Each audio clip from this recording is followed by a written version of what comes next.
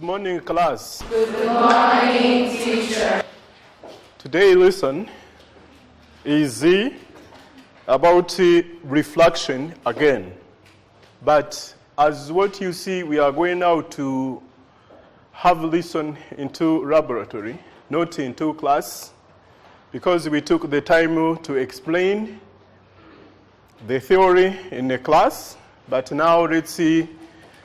Talk about these things from class into laboratory, and we have what we run into practice here into laboratory. So what is reflection?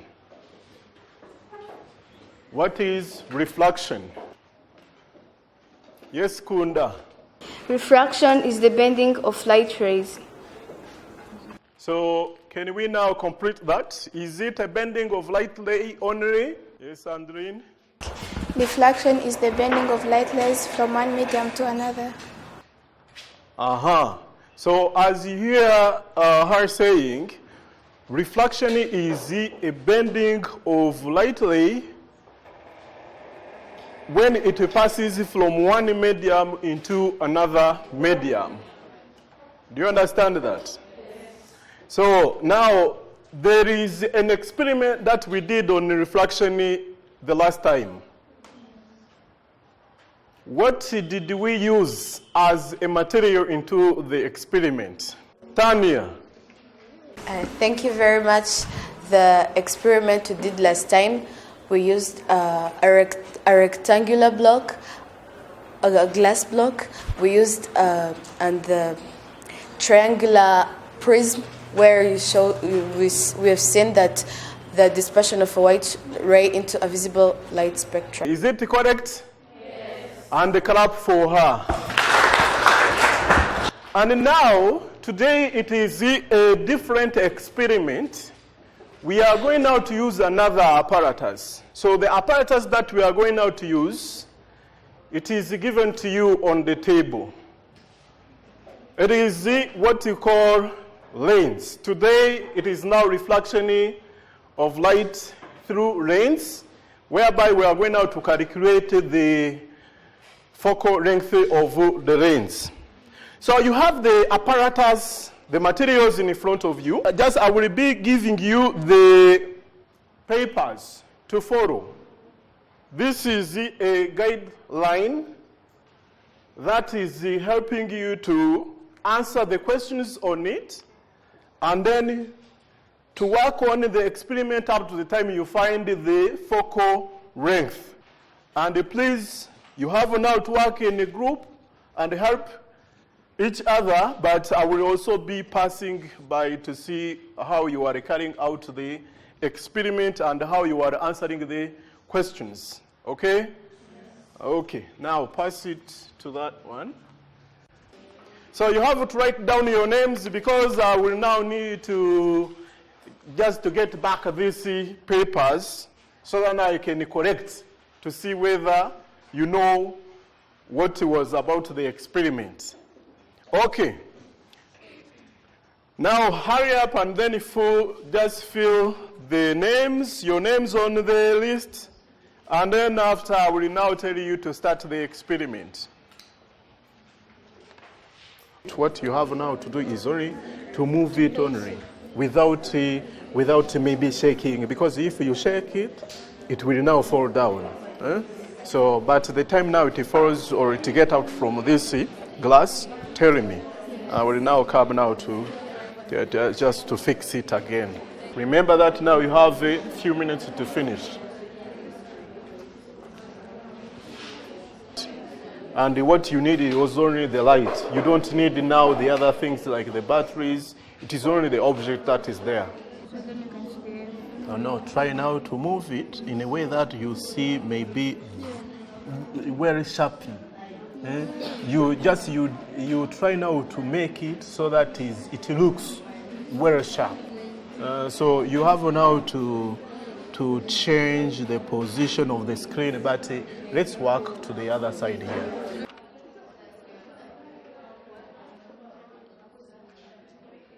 I want you, all of you, to be careful with what I'm going to tell you. There is a mistake that you can't make when you are carrying out this experiment. Pay attention with what you are recording the positioning of the image, because the image is formed or is found from the lens, and then you find the position or you find the distance. You have to be careful. All see the paper here.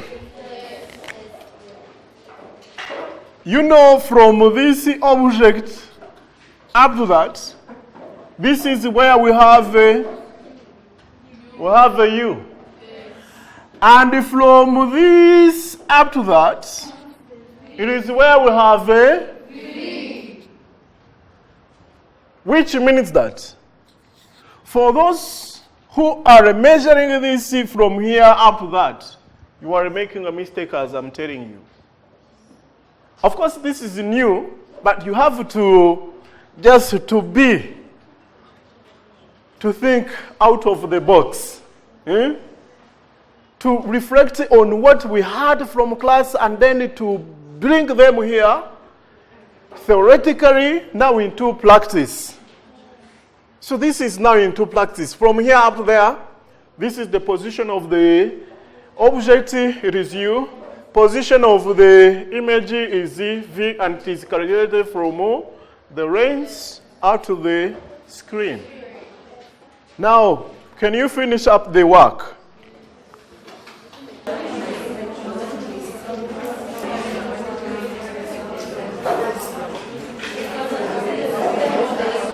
It is time for you now to continue with me what is about now the experiments, the findings.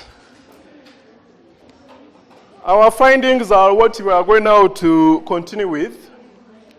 I want one from 9 groups. Group Lozin, can you share the comments and explain why you are giving this comment to the other groups? The common characteristic that we got from the image formed on the screen is that the image was inverted, and as we took the lens away from the object, and the object toward the lens, the image formed on the screen became smaller as we took it towards the lens. Another, we found the equation that we were given to the teacher, and the question was asking what does F represent in the given equation. F was representing the focal length of the lens. We carried out the focal length of the lens according to the values that we got, the results that we got from our group. We found the focal length was constant, it's 22.6. That's what you all got. 22.6 was the focal length. And the comment that we got from this observation of our results is that 22 was constant at any point that we put the lens. Therefore, we could say that it's 22.6 is constant because the lens, we only used the same lens, only one lens, and that's the reason why 22.6 is the focal length of the lens. You found it 22.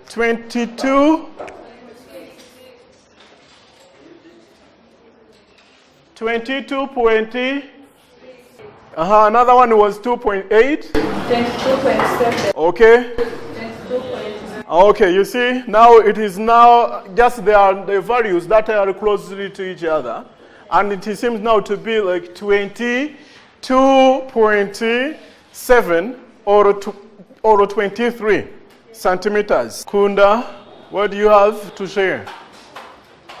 Okay, according to our experiment, we saw that they asked us first of all what is the common characteristic of the produced image on the screen.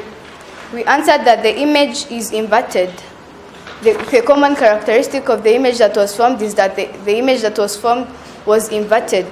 And they said use the lens equation that was learned from class and complete the below table for F. We saw that F was representing the focal length, and the comment that we got is that as you increase the focal length of the object, the focal length of the image decreases, because for us, we got the first value of object 35, we got 22.7 as the image, as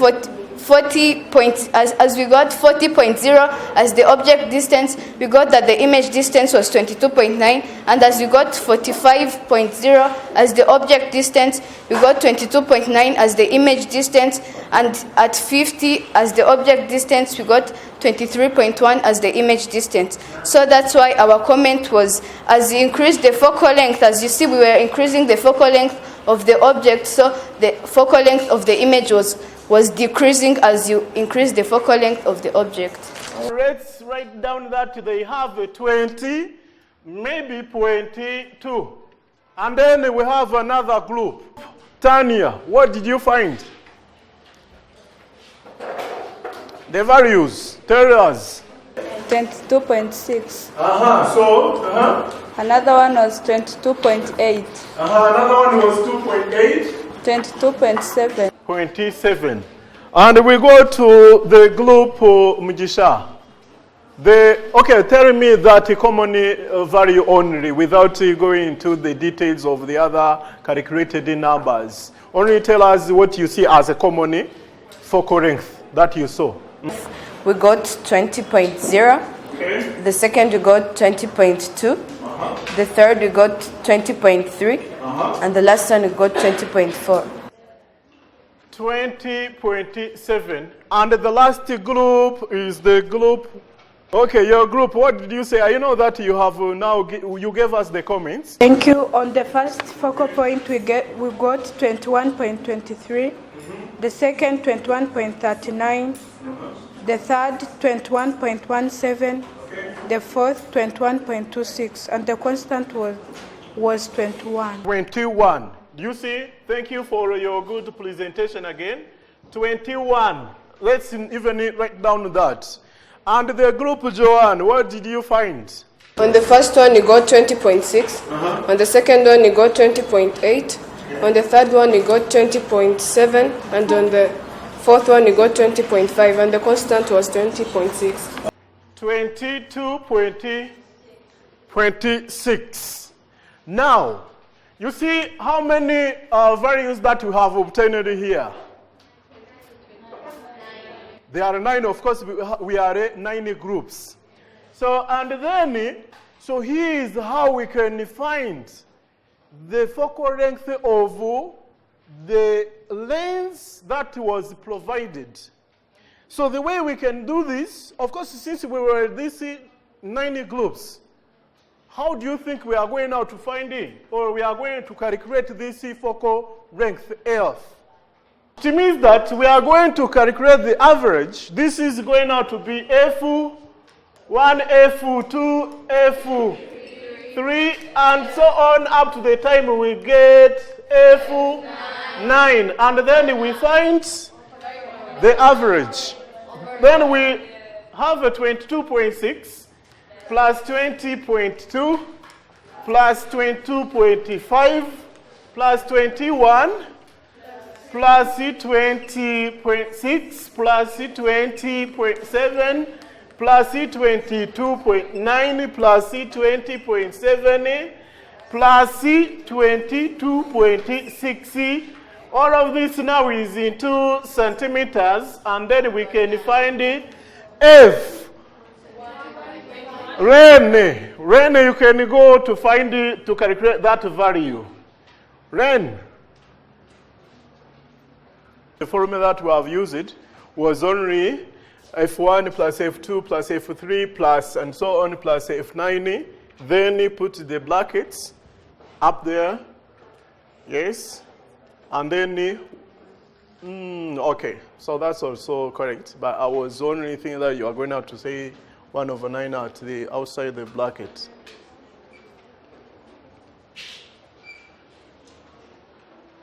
I got 193.8/9, and the answer is 21.5 unity centimeters. Okay. That's fine.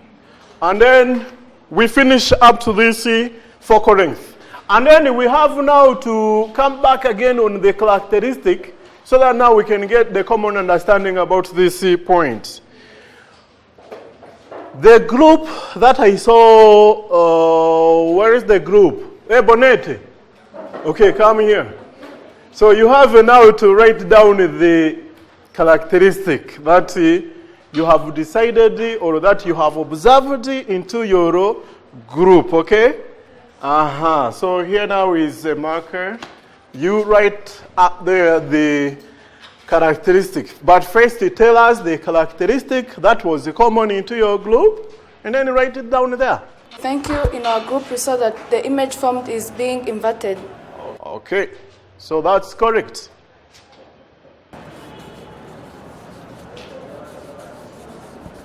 The image is inverted.